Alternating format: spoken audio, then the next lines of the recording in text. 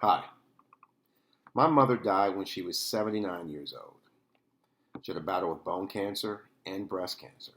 And despite that, I never saw her miss a time voting. Didn't matter. She was going to drag herself to the polls and exercise her right to vote. This woman never made more than $17,000 a year and she raised 5 kids. There were times we didn't have running water or electricity. But she voted because she understood that her vote mattered. She understood that she mattered. Elections have consequences. The most consequential election in our history was in 1860 when Abraham Lincoln was elected president. Abraham, whether or not you believe he was a racist or not, was responsible for stopping slavery in our country.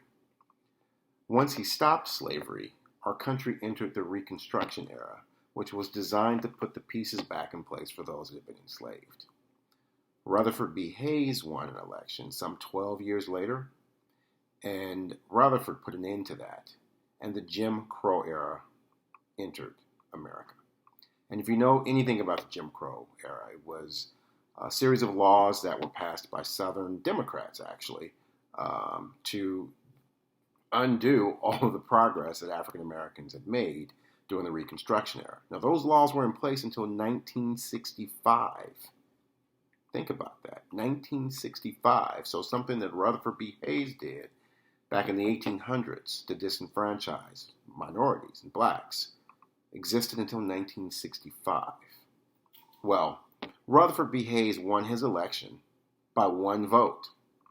So all the progress that was made after Abraham Lincoln eliminated slavery was undone by a guy who won his office by one vote. So your vote counts. You count. Just like my mother believed that she counted.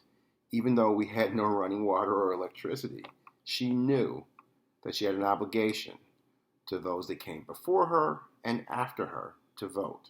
So, whether or not you're a Democrat or a Republican, please understand that our democracy is the most important thing we have as Americans. And you owe it to yourself, and you owe it to your family, and to your kids, and to their kids, and to my dog who's clearly barking in the background, to vote. Exercise that right. The country needs you. It needs all of us. The world needs all of us. Now more than ever. I'm Eric Mayberry, and I approve this message.